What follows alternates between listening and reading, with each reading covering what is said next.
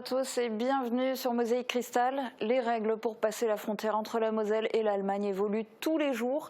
On va largement en parler dans cette émission avec notre invité du jour, Gilles Berchu, président du GECT Eurodistrict Sarre-Moselle. Bonjour. Bonjour. Et merci d'être avec nous en direct aujourd'hui. On en parlera aussi de ce sujet à travers des reportages et des réactions. Et voici un aperçu du programme. À partir du 2 mars, de nouvelles contraintes seront mises en place pour se rendre en Allemagne. Les travailleurs frontaliers sont concernés par les mesures et devront détenir un test PCR ou antigénique négatif de moins de 48 heures. Ils devront également présenter une déclaration électronique à chaque entrée sur le territoire allemand. Un centre de dépistage franco-allemand est mis en place à la Brème d'Or, à l'entrée de Sarrebruck.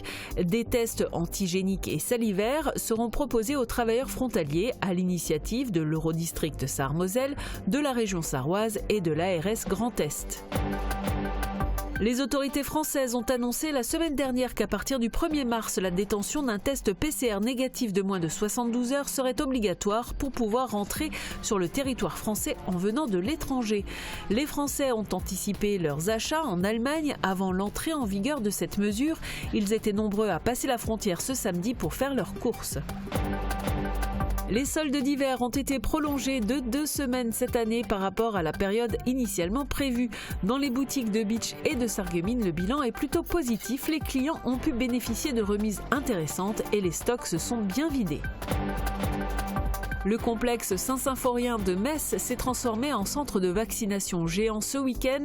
Une centaine de professionnels de la santé ont géré les démarches administratives et médicales de l'ensemble des personnes inscrites. Au total, 2350 Mosellans ont reçu leur première dose de vaccin. Première réalisation concrète de la Task Force qui veut établir une stratégie commune de la France et de l'Allemagne face au Covid, la mise en place d'un centre de test sur la frontière à la Brème d'Or. Reportage de Léo Lecalvez et Grégory Sebag. La région sarroise, l'ARS Grand Est et l'Eurodistrict Sarre-Moselle, entre autres, ont décidé la création d'un centre de dépistage franco-allemand à la Brème d'Or. Wir werden hier im Zeitraum geplant von 6 bis 14 Uhr. Nous serons présents de 6h à 14h pour proposer des tests antigéniques aux travailleurs frontaliers dans le cadre d'une action conjointe franco-allemande.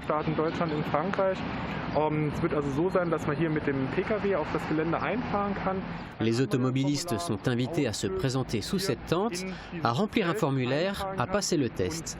La réponse se fait de manière électronique.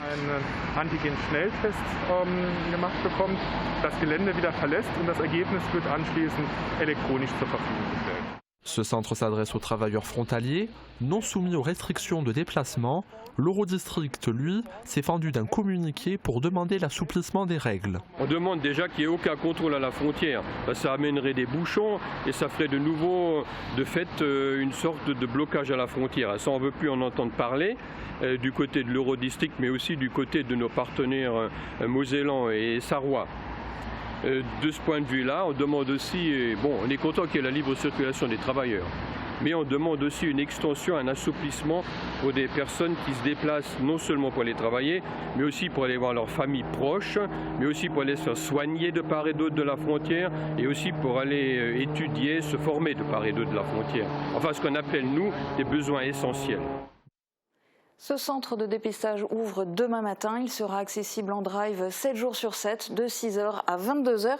Gilles Berchu, ma première question concerne évidemment ce centre de dépistage. Est-ce qu'il sera réservé exclusivement aux travailleurs frontaliers et qui prend en charge les coûts des prélèvements et d'analyses ? Bien, alors nous avons demandé au niveau de l'Eurodistrict à ce qu'il soit ouvert aussi aux personnes qui ont des besoins essentiels à assouvir, c'est-à-dire des gens qui ont des déplacements dont ils ne peuvent pas se passer. Alors nous attendons encore la réponse, mais a priori je veux qu'il soit ouvert à tout le monde, français et allemand. Et qui paye ? Les Allemands ont décidé de payer, c'est le Land de Sarre qui prend en charge les coûts des tests, le coût des traitements des tests, le coût d'installation de la tente, enfin du chapiteau, etc. Tous les tests de A à Z de ce centre de test. Alors quand ce reportage a été réalisé vendredi, au moment de l'installation justement de cette tente, les travailleurs frontaliers n'étaient pas encore concernés par les restrictions de circulation à la frontière. L'Allemagne a tranché hier seulement. À partir de demain, les travailleurs frontaliers, au même titre que tous les citoyens qui voudraient aller en Allemagne en venant de Moselle, devront présenter un test négatif de moins de 48 heures. Quelque part, c'est un camouflet envers les élus locaux de part et d'autre de la frontière qui se mobilisent depuis des semaines pour maintenir la libre circulation. Est-ce que vous le vivez comme un premier échec de la task force ? Un échec, je ne sais pas. En tout cas, j'ai appris la mauvaise nouvelle déjà samedi matin de la bouche de Clément Beaune, qui nous a téléphoné, enfin, qui a fait une réunion téléphonique avec nous. Je faisais partie des Français qui étaient invités. On en a déjà parlé ensemble tout de suite. C'est vrai qu'on ne s'attendait pas à ça. C'est une mesure qui est dure pour nous, c'est une mesure qui est injuste aussi. Je pensais qu'au vu des mesures que nous avions prises de notre côté, du côté français et du côté sarrois, qu'on allait alléger et pas durcir. Enfin, c'est le contraire qui est arrivé. Alors, je voudrais que vous nous parliez un petit peu de cette fameuse task force dont vous faites partie. Concrètement, elle regroupe qui ? Elle est censée servir à quoi ? La task force, ce sont tout simplement des gens du Grand Est, du département de la Moselle, du Land de Saar et des ministères de l'Europe français-allemand. On peut y joindre aussi des gens de l'ARS et des ministères sarrois de la Santé.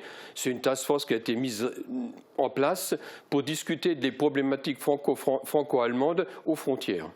L'idée, c'est de garder la frontière ouverte ou c'est de lutter contre le Covid ? Si vous me posez la question, je dirais que l'idée est à la fois de garantir la sécurité et la santé de tous, Français et Allemands, mais c'est aussi de garantir la libre circulation des personnes pour des besoins sociaux, pour des raisons sociales évidentes et des raisons économiques aussi. Alors vous vous réunissez régulièrement en visioconférence, évidemment, et puis dans tout ça, finalement, il y a eu plusieurs fois des revirements, des décisions contradictoires qui semblent s'enchaîner. En fin de semaine dernière, le gouvernement français annonçait la fin de la dérogation pour ceux qui vivent dans une zone de 30 km autour de la frontière. La France voulait imposer un test PCR de moins de 72 heures pour les habitants frontaliers, à l'exception des travailleurs frontaliers. Et finalement, cette dérogation pour ceux qui résident dans un rayon de 30 km, elle est maintenue. Elle est maintenue depuis, je l'ai appris hier soir, par le préfet de la Moselle, mais ça a été confirmé aussi on me l'a confirmé par ailleurs aussi. Oui, donc la France assouplit ses règles. Ça veut dire qu'un habitant de Grande-Rosselle ou de Sarrebruck peut venir à Forbach ou à Sarreguemines sans aucun test du tout. Ni PCR, ni antigénique, ni quoi que ce soit, à la fois pour faire ses courses, mais aussi pour venir y travailler, pour rendre visite à sa famille, etc. Oui, donc ça signifie un pas en avant pour l'ouverture, pour la libre circulation de la part de la France et deux pas en arrière de la part de l'Allemagne avec ce test de 48 heures. Et donc, les Allemands qui vivent près de la frontière, qui eux vont pouvoir circuler, à leur retour en Allemagne, on ne leur demandera pas de présenter un test alors qu'ils viennent de Moselle ? Ah ben non, vu qu'ils sont dans un espace franco-allemand, ils ont cette dérogation-là. Je ne peux pas vous le dire, mais je suppose qu'il n'y aura pas de contrôle pour eux quand ils retournent chez eux. Et en revanche, ici, tous les Mosellans qui vont vouloir passer de l'autre côté, il y a un test. Et en plus du test 48 heures, il y a une procédure administrative, une inscription pour dire qu'on entre en Allemagne. C'est ça. La surprise vient de là. C'est-à-dire que nous espérions au minimum assouplir les règles pour les travailleurs. C'est-à-dire que les travailleurs puissent continuer de circuler. Et puis nous allions demander des dérogations aussi pour les besoins essentiels. En fait, on n'a rien obtenu du tout à ce niveau-là. Les seules choses qu'on a obtenues au plan de l'Eurodistrict, c'est que ce ne soient pas des tests PCR, mais des tests antigéniques rapides, voire salivaires. Ensuite, on a obtenu aussi qu'il n'y ait pas de blocage à la frontière, donc pas de contrôle, pas de barricade comme en mars de l'année dernière. Ça, c'était une exigence de l'Eurodistrict. Là-dessus, on nous a suivis. Il y aura des contrôles par la Polizei, en Allemagne, mais loin des frontières. Alors ces contrôles, est-ce qu'ils seront faits systématiquement? Je ne pense pas. C'est des contrôles qui vont être faits, à mon avis, un peu comme on contrôle en France les autorisations de déplacement après 18, quelque chose comme ça.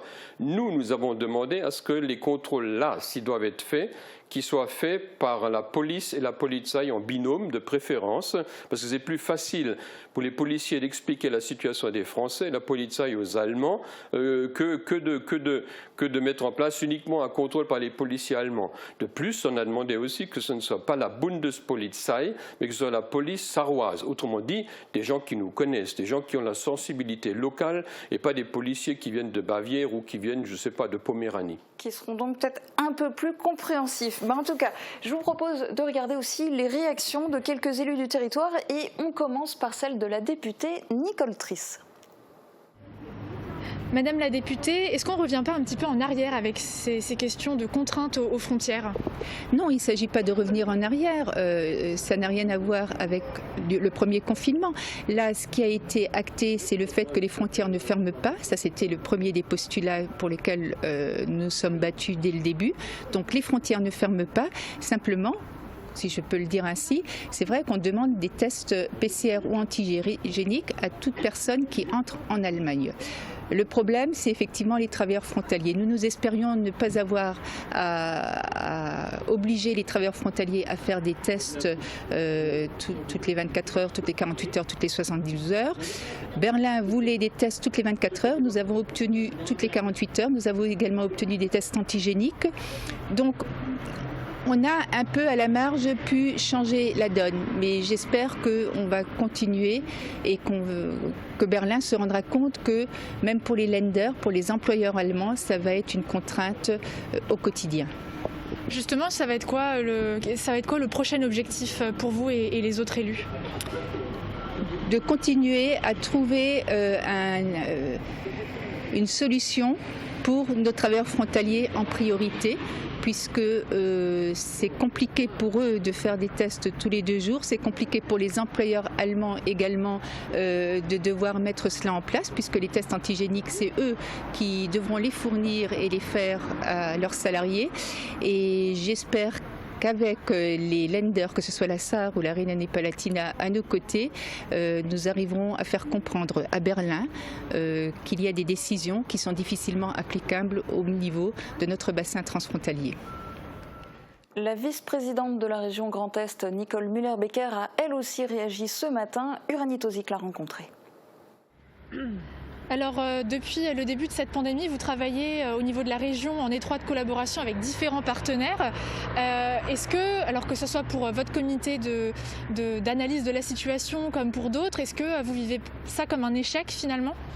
C'est plus une surprise, un étonnement et de cette brutale décision qui a été prise par Berlin, qui, malgré toutes ces discussions, ces dialogues que Jean Rottner, président de la région, a initiés au sein de la grande région, de cet espace de coopération, où ce dialogue était très présent, qu'on a été terriblement surpris par cette décision.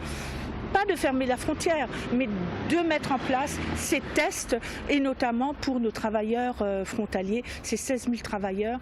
Il n'y a pas que les travailleurs frontaliers, il y a d'autres types de publics, si on peut dire ça comme ça, qui vont être touchés, et notamment les plus petites entreprises qui risquent d'être contraintes un peu plus dans leur organisation. Totalement, parce que bien évidemment la SAR a fait un accord avec la chambre de commerce allemande de sarroise pour mettre en place des tests au sein des entreprises. Ça permettrait par exemple aux travailleurs frontaliers de se faire tester dans leurs entreprises, comme à ZDF, comme à Ford. J'ai des exemples très précis de gens qui m'ont confirmé ce fait-là, mais ce sont des PME, des TPE qui n'auront pas cette possibilité d'avoir ces tests PCR ou les tests antigéniques qui permettront aux gens d'aller travailler tranquillement. C'est là où le bas blesse. Mais c'est également pour le lycée franco-allemand, pour nos enfants qui vont dans des jardins d'enfants du côté de la Sarre, où ils seront vraiment pénalisés. Et c'est là notre colère. Et c'est ce travail aussi qui continue pour que l'on soit un peu plus souple et qu'on utilise les tests salivaires, par exemple, qui permettront une grande souplesse et plus importante que les tests qui sont obligatoires actuellement.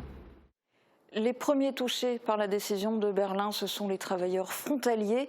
Pour le président du comité de défense des travailleurs frontaliers, en plus de ne pas correspondre à la réalité du terrain, elle risque de stigmatiser les Français en Sarre. Écoutez sa réaction au micro de Thomas Drouin.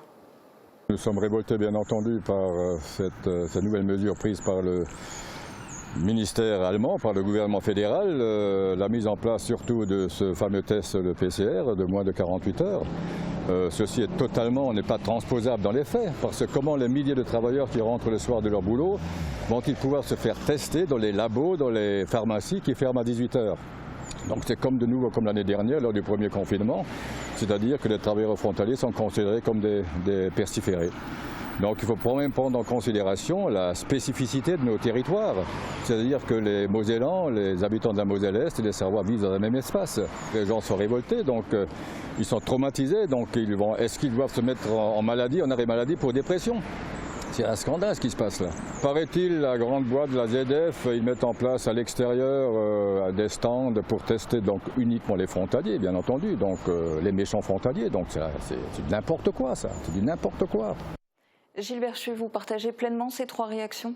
Oui, écoutez, je ne peux que partager la réaction de mes collègues élus, mais aussi celle de M. Schmitt, bien sûr, qui représente les travailleurs. Nous aussi, nous représentons nos concitoyens. Nous sommes là au service de nos habitants et de nos concitoyens. Je partage leur point de vue et je le comprends parfaitement. Il y a une chose qui n'a pas été dite dans ces réactions-là, c'est qu'il y a une mesure supplémentaire contraignante qui a été prise par Berlin. C'est la suppression des lignes de bus transfrontalières et la suppression aussi du tram-train. Il ne peut plus s'arrêter à Sarreguemines et puis le bus MS Hombourg-Saarbrück ne traversera plus la frontière. Et je crois même que ça va affecter les TER et peut-être même qu'il n'y aura pas d'arrêt TGV à Forbach. Donc ça, c'est quelque chose qui me peine encore plus parce que ça gênera également des personnes qui n'ont pas d'autres moyens de déplacement. Comment vont-ils faire? Alors qu'en fait, on peut circuler en Allemagne et en France dans les transports en commun. Là-dessus, on va demander immédiatement à ce qu'on revienne en arrière et qu'on autorise les personnes à prendre les transports en commun. Je ne m'imagine même pas la difficulté pour les gestionnaires des transports en commun. Comment vont-ils faire? Donc on l'a dit, la situation évolue tous les jours, en espérant qu'elle évolue dans ce sens-là aussi, puisque effectivement les contraintes ne concernent pas que les travailleurs, ça concerne aussi les étudiants, les voyageurs, on l'a dit, qui circulent en tram ou en bus transfrontalier, et puis ceux qui franchissent la frontière pour raison de santé, par exemple pour se rendre à la clinique de Völklingen. Plus terre à terre, il y a aussi les Mosellans qui ont l'habitude de faire des achats en Allemagne. En prévision de la systématisation des tests, de nombreux habitants du territoire sont allés faire des stocks. Exemple, samedi près de Sarreguemines, des Français se sont rués de l'autre côté de la frontière. Guillaume Dumonteil est allé à leur rencontre. Ce samedi, à Klein-Bittersdorf, il fallait parfois faire preuve de patience pour entrer dans certains magasins, ceux prisés par la clientèle française. Preuve que l'information a circulé, une nouvelle règle entre en effet en vigueur à partir de lundi. Olivier Véran et le secrétaire d'État Clément Beaune ont en effet mis en place à partir du 1er mars l'obligation d'avoir un test PCR négatif de moins de 72 heures pour rentrer en France. Pour éviter de subir un test nasopharyngé, de nombreux Français ont anticipé les achats qu'ils effectuent habituellement en Allemagne. Certains avaient même l'intention de se rendre dans plusieurs magasins au risque de multiplier les temps d'attente. Je vais voir pour en faire plusieurs, quoi. Et puis après, si on ne peut plus aller en Allemagne, bon, comme dit, on restera en France, quoi. Le fait de devoir subir un test PCR pour pouvoir faire des courses en Allemagne, à condition bien sûr que le résultat soit négatif, n'emballe pas grand monde. Je pense qu'il faut des mesures de restriction maintenant. Est-ce que ça change quelque chose? C'est idiot de se faire tester pour faire des courses, seulement pour 1 heure ou 2 heures, c'est complètement idiot. Si j'ai besoin de venir, je ferai un test. Okay. Ou je me débrouillerai autrement ou j'arrête de fumer. C'est une solution. Une solution qu'elle n'est cependant pas prête d'appliquer. A noter que les travailleurs frontaliers ne sont eux pas obligés de subir un test PCR tous les 3 jours pour pouvoir entrer en France.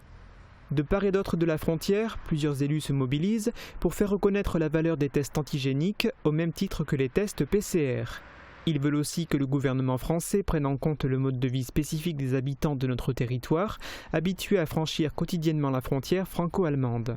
In fine, leur souhait est que l'on soit exempté de devoir subir des tests PCR.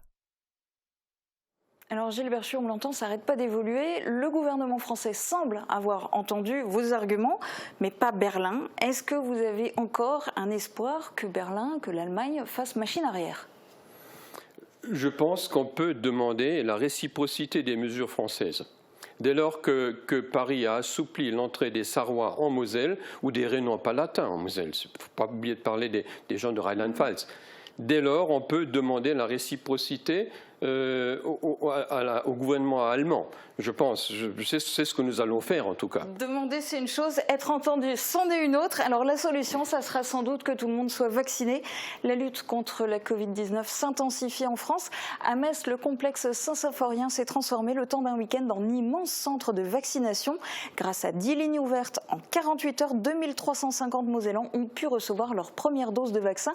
Un défi logistique et humain pour la centaine de professionnels de santé mobilisés.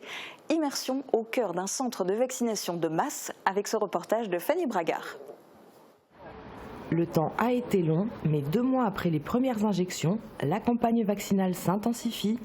Face à la flambée des variants en Moselle, la ville de Metz a déployé en 3 jours un véritable vaccinodrome au sein du complexe Saint-Symphorien. Un défi sanitaire et logistique qui a connu quelques tracas, l'opération étant réservée aux personnes de plus de 75 ans. C'est des quotes minimes. Doctolib a été ouvert à 20h jeudi soir. Il y a malheureusement des gens qui ne sont pas éligibles qui se sont inscrits. Et on a tout fait pour ne refuser personne, ce qui nous amène à avoir une gymnastique pour les doses qui n'est pas forcément évidente. Mais pour le moment, on essaye d'allier la logique et l'humain en même temps et ne pas refouler des gens, surtout quand c'est des personnes âgées. Grâce à 10 circuits de vaccination, l'opération a permis en un week-end d'injecter une première dose de vaccin Pfizer à 2350 seniors. Je vérifie la limpidité du produit, je vérifie que c'est bien 0,3. Parce que c'est mes collègues qui le préparent de l'autre côté pour que ça aille plus vite, parce que sinon c'est ingérable. Appelé en renfort, ce médecin retraité n'a pas hésité une seconde. C'est de notre devoir de médecin. C'est peut-être un peu suranné de dire ça, mais on a fait tous un serment. Et on se doit, je pense, de vacciner la population. Face au rouleau compresseur viral du Covid, c'est une mission de santé publique que les 80 professionnels mobilisés prennent à cœur. Ça me paraissait logique et indispensable d'aider les autres. D'une part parce que je suis infirmier, et puis c'est vraiment pour moi un devoir citoyen de le faire. Voilà, on vit une crise pénible en ce moment à l'hôpital, ça fait plus d'1 an que ça dure, et pour l'instant, le seul moyen qu'on ait de s'en sortir, c'est clairement la vaccination en masse. Un sentiment partagé par Raymond, ravi d'enfin se faire vacciner. D'être un peu en sécurité, vu tous les problèmes de santé que j'ai, je pense que je serai plus tranquille.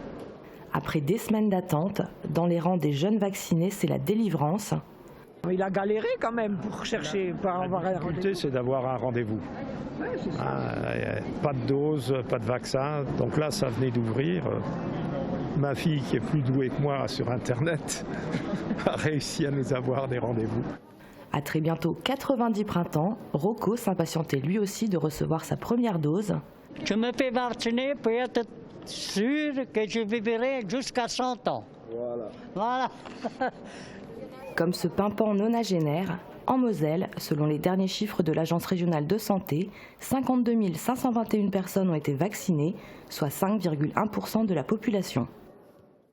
Gilles Berchu, ceux qui ont quelque part la chance d'avoir déjà eu la 2e injection de vaccin, peuvent-ils se rendre en Allemagne sans test? Je ne sais pas encore. A priori, oui. Bien sûr, vu qu'ils ont leur vaccin, ça c'est quelque chose qu'il faut mettre au clair. Ça n'a pas été discuté du tout, mais c'est une très bonne question. À mon avis, ça, il faut l'imposer, bien sûr. C'est une question qui est valable aussi indirectement à l'échelle de l'Europe, mais aussi du monde entier. Est-ce que vous êtes pour l'instauration d'un passeport vaccinal? Je pense que c'est une solution. De toute façon, la vaccination est la clé de la lutte contre le Covid. Il y a les tests, oui, bien sûr, tester, d'accord. Vacciner, encore plus. Après, de pouvoir avoir quelque chose en main pour circuler librement, pourquoi pas? À mon avis, ça va être nécessaire pour les frontières et pour les gens qui travaillent tous les jours, bien sûr, mais aussi pour les voyageurs. Donc à condition qu'on ait aussi suffisamment de vaccins. En tout cas, merci beaucoup d'avoir été notre invité aujourd'hui en direct sur Mosaïque Cristal. Je sais que vous avez plein de réunions et notamment en visio. On va vous laisser y retourner. Et nous, de notre côté, on va jeter un œil aux prévisions de Météo France. La météo vous est présentée par le Crédit Mutuel. Une banque qui appartient à ses clients, ça change tout. Couverture, crépissage, peinture et isolation. Avec Moder Habitat, votre maison sera belle et confortable par tous les temps.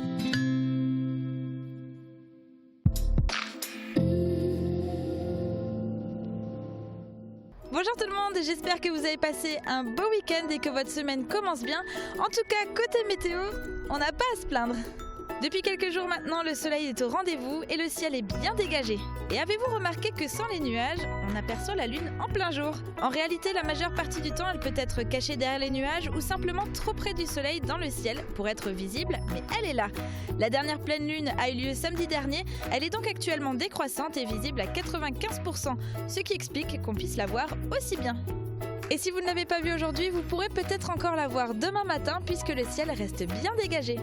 Le soleil brille toute la journée, mais les températures minimales restent fraîches avec 1 à 4 degrés et les maximales remontent jusqu'à 12 à 15 degrés.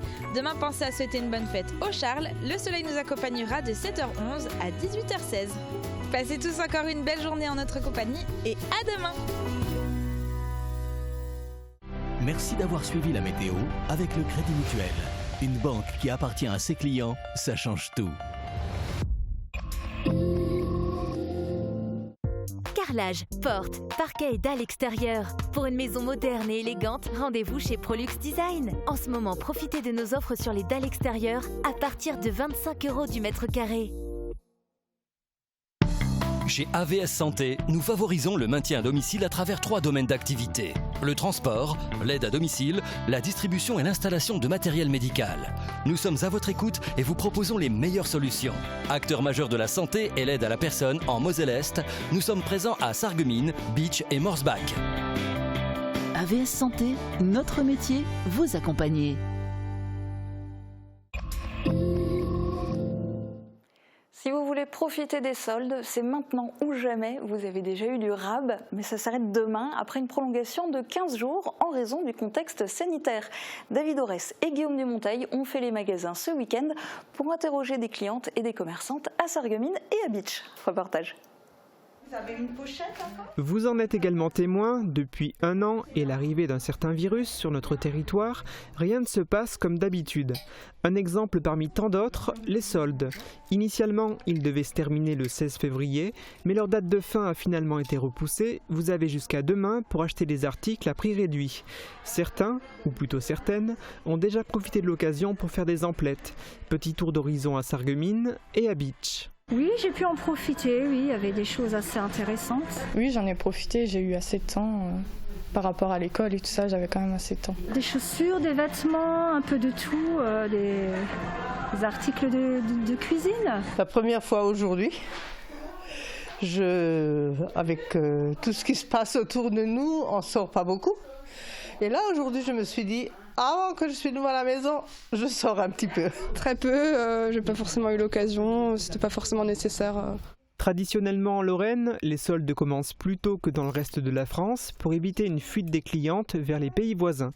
Mais cette année, comme nous ne sommes pas dans un contexte traditionnel, les soldes ont commencé partout en France à la même date, le 20 janvier. Il n'empêche, en proposant des ventes privées, les commerçants ont vendu des articles à prix réduit 15 jours avant la date officielle de début des soldes. Leurs meilleurs clients ou clientes ont pu bénéficier de ristournes pendant 8 semaines en tout. À Beach comme à Sarreguemines, on est globalement content. Cette prolongation des soldes nous a permis de renouer un petit peu avec un petit peu plus de passages en boutique. Oui, ça a très très bien fonctionné. Après, il faut dire que grâce à la prolongation des soldes, on a pu écouler pas mal de stocks. Je peux dire que les soldes se sont terminés plus ou moins pareil, un tout petit peu plus. On est quand même très content du résultat parce qu'on a bien liquidé ce stock hiver. En raison des ventes privées, il n'y a pas eu dans certains commerces, à proprement parler, d'effet solde, avec soudainement un afflux massif de clientèle. Mais comme cette période de ristourne a été longue, leurs gérants ont réussi à bien déstocker. Comme dit, vous n'avez plus que quelques heures pour profiter des soldes. Veillez cependant à continuer à bien respecter les règles sanitaires pour éviter d'être contaminé ou de contaminer les autres. Port du masque, gel hydroalcoolique, jauge maximale autorisée et respect du couvre-feu.